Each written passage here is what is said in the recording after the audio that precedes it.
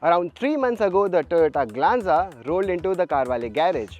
And after I got it as my long-termer, I've managed to put a good 3000 kilometers on the Odo. And while at it, I've been putting the Glanza through its paces. Not just as my daily driver, but as a support car for most of our recent shoots. And how has been my experience over the months with this hatchback? Well, that is exactly what we are going to talk about in this video. But before that, do subscribe to Carvale, give us a thumbs up if you like our content, and don't forget to press that bell icon to stay notified each time we put out a new video. Let's get going.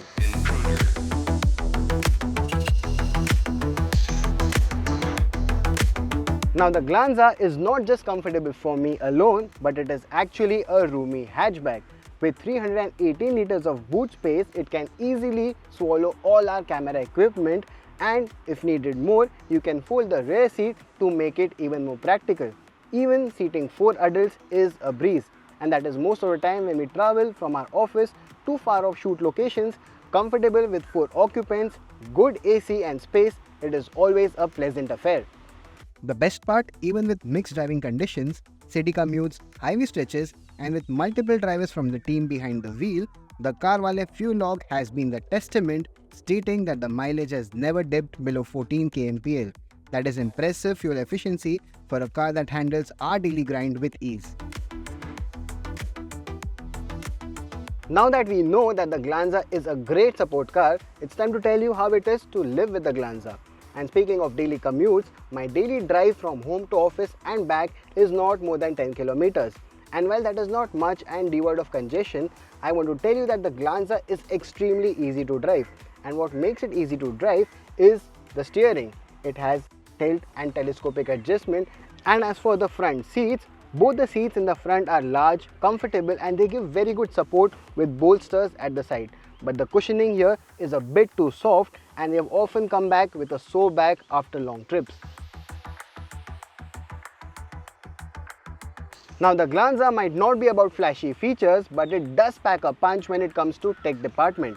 The 360-degree camera here is my newest best friend, and it helps in navigating when finding a tight parking spot or narrow streets. And it gives me a surrounding 360 view and making it easy to park in very tight corners. Now it's a common feature to have a request sensor or keyless entry on the driver's side.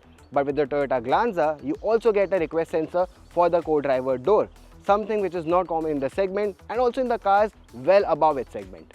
Another feature that truly sets the Glanza apart, especially in this price range, is the heads-up display. It is colored and you can adjust the brightness and the display point to your preference, and it even offers 3 different views to show you the information you need the most. And while it's true that the Glanza is the rebadged version of the Maruti Suzuki Baleno, this time Toyota has gone a step ahead and given this Glanza a typical family-faced look. And unlike the previous generation, the new Glanza gets a completely redesigned front fascia, and that includes a big chrome bar that adjoins the new headlamp cluster, which also gets these redesigned L-shaped DRLs.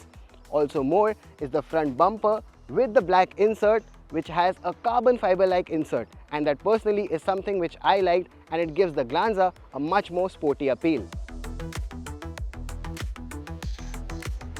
Now let's be honest, no car is perfect, and even the Glanza has its potential drawbacks. And in these few months, we have experienced one very common thing, and which is the headroom for the rear occupants. Now with the facelift, the height of the Glanza has been lowered by 10 mm, and while that may seem like a very minor detail, it does affect the headroom for passengers which are taller than 6 feet. And that is more evident on longer journeys. We did try it with one of our colleagues, and I could easily see that he was struggling for more headroom. The Glanza's boot space at 318 liters is good enough to store all your luggage and groceries. But the placement of the boot is another hurdle. It's positioned quite high from the ground and it's quite deep. That means it's quite pain when you have to lift heavy objects and load in the boot.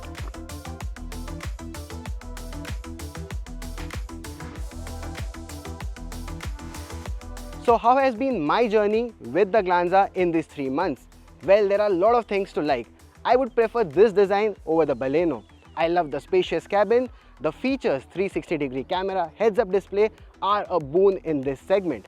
And also like the mileage that it gets over the highways, cities and various conditions that are thrown at it. And overall, the Toyota Glanza also comes with a greater warranty, which is 1 lakh kilometers and 4 years. But there are few things in the Glanza that could have been better, like the cushioning on the front row seats, the headroom for the rear occupants and even the loading lip for the boot space. But if I had a chance to keep this car for a bit longer, I would definitely choose the Glanza over the Baleno or over the different cars we currently have in the Carvale fleet.